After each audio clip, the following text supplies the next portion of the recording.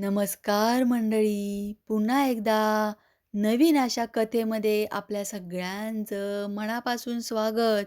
आणि आपले मागचे 2 गूढ रहस्यमयी वाड्यांचे कथानक तुम्ही ऐकले नसतील, तर जरूर ऐका. ते देखील असेच गूढ रहस्याने भरलेले कथानक आहे. तसंच आज आपण पाहणार आहोत गूढ पायरी.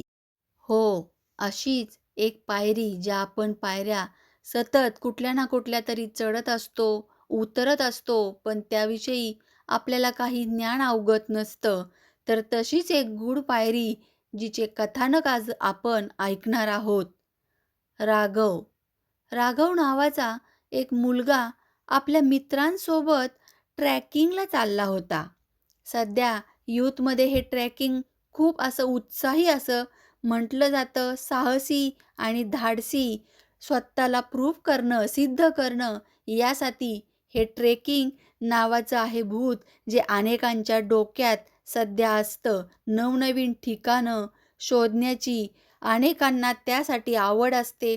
त्यातलाच हा एक राघव, ज्याला नवनवीन ठिकाणं शोधण्याची अत्यंत आवड होती. म्हणूनच एके दिवशी तो आपल्या मित्रांसोबत सह्याद्रीच्या जंगलांमध्ये ट्रेकिंगला जाणार होता. तसे नियोजन त्या सगळ्यांनी लावले होते. तर त्या गडावरती त्यांना चढत जायचं होतं, असं त्यांनी सगळ्यांनी ठरवलं होतं. पण यामध्येच अचानक गडद अंधार देखील येणार होता. कारण जंगलाच्या जेव्हा मधोमध मध्यभागी ही लोकं पोहोचणार होती, तेव्हा तिथे अंधाराशिवाय दिवसा उजेडही काही सुद्धा दिसत नव्हतं.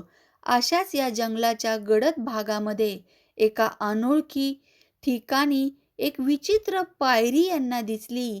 ही पायरी दगडी होती बरं का, दगडाचीच.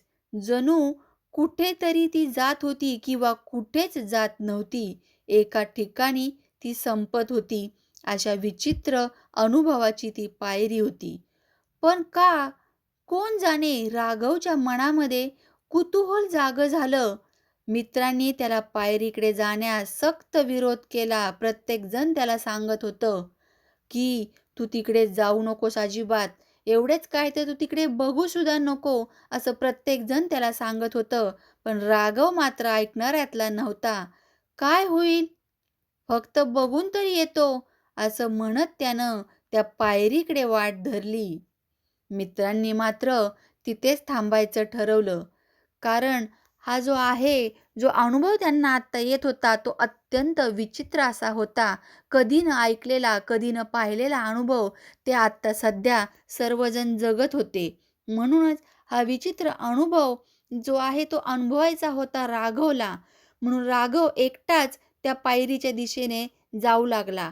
पायरीच्या जवळ जाताच राघवला सर्व वातावरणच बदलल्यासारखं वाटलं अचानक. एकदम त्याला गार वारा भासू लागला किंवा अचानक गरम त्याला त्या पायरीवरती भासू लागलं. यानंतर पक्ष्यांचा आवाज बंद झाला आणि जंगल एकदम शांत झालं होतं. पायरीवर चढताना त्याला जाणवलं की प्रत्येक पायरीवर काहीतरी कोरलेलं आहे.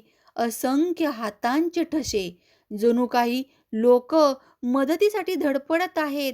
प्रत्येक पायरीवर स्वतःचा हात रोखून धरत आहेत आणि स्वतःला त्यातून बाहेर काढत आहेत. अशा प्रकारे त्या हातांचे ठसे होते, जे मदतीसाठी धडपडत होते. पण राघवला याबद्दल काही माहितीच नव्हते. त्यामुळे तो पायरीच्या शेवटच्या जागेवरती पोहोचला. त्याला एक अंधारात बुडालेला दरवाजा दिसला आणि हा दरवाजा जो होता, त्या दरवाजाच्या दोन्ही बाजूला 2 मोठ्या दीपमाळा होत्या, पण त्यात दिवेच नव्हते.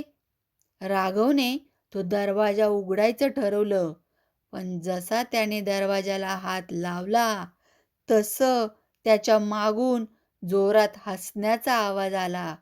तो घाबरून मागे वळला, पण मागे कुणीच नव्हतं.